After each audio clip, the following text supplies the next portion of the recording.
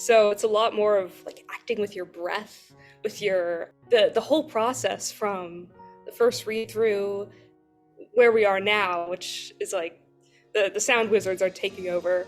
Without those blocking rehearsals and working on getting things perfectly right there, it was really like stripped down, bare bones, all you need to be able to say the text and make it work as a story. Building my own Ophelia. Like build a bear, build a character. Because I think, especially a role like Ophelia, like that image of like the crazy girl in the white dress, tearing her hair out, giving out flowers, that's an image that's so ingrained. But I wanted to do the work to find how we get to her scenes organically.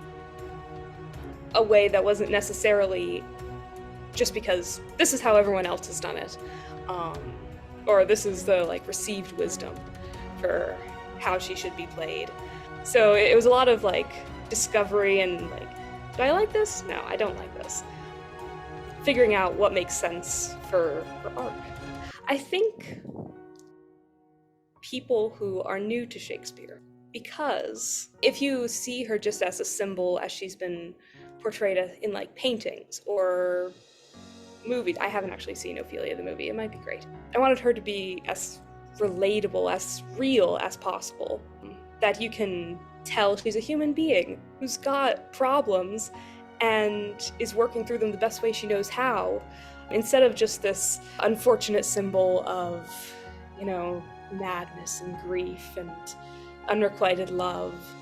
Everyone's got their own stories going on. It's just that they're all running parallel to Hamlet's. My favorite line that Ophelia says, "There's rosemary's, that's for remembrance, pray, love, remember." Because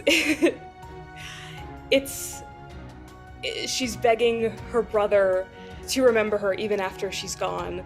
It's just like a really raw and poignant moment where she knows the facade she's keeping up.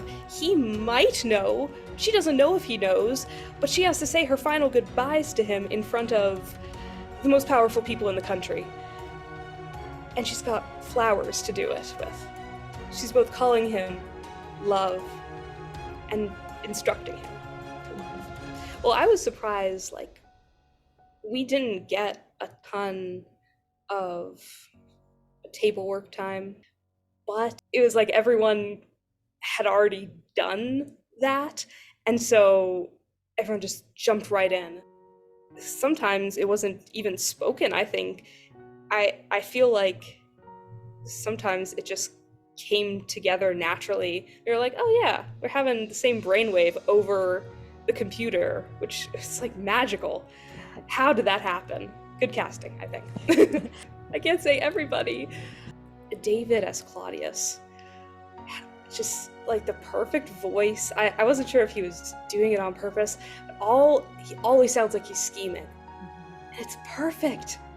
He is always like 100% in control of the situation at hand, and he'll give like the most chilling whisper of a line that it sounds so innocuous, but it'll send shivers down your spine nonetheless, which I think is like so incredibly brilliant for the character.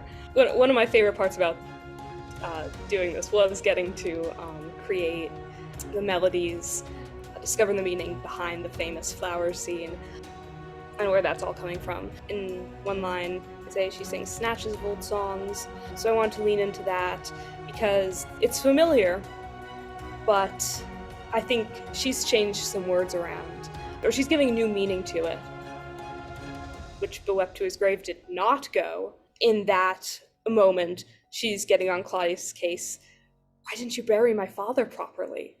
And no one was there to cry for him, so he didn't go to his grave bewept. Giving each song is like a distilled, like, specific grievance that she is posting to the door of Elsinore. Because of the society in general, she can't go up to the king the way my brother is doing. I'm gonna kill you unless you tell me what happened. Ophelia can't do that, but she can do something even more insidious, which is throw them off psychologically. I think because she's being torn apart with grief, she wants to make someone else feel what she's feeling. I think that in a previous life they were equals. They were together because they loved each other. They were good for each other. And the terrible thing is that, they're both being manipulated to work against each other, and that tears them apart. Hamlet's got his own stuff going on, obviously, but so does Ophelia. Like a lot of times in the nunnery scene, Ophelia's firing right back at him, like, what are you talking about? You can't.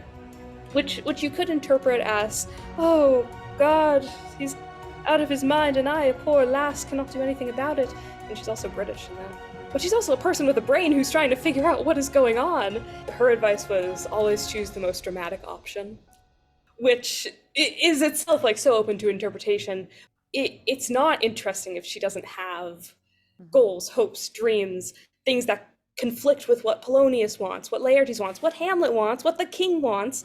It's not interesting if she's just a doormat and meek and mild and doing what she's supposed to do. It's far more interesting if she's still doing the same actions, but she doesn't want to, and you can tell she doesn't want to, and it comes through sometimes that she is trying to pull as much agency as she can out of the situation. It was the most enjoyably non-stressful production process with wonderful people. Like, holy crap, like I cannot emphasize enough how cool and motivated everyone was to just come in and do it and still, not take it too seriously. Just a good group of people to be around.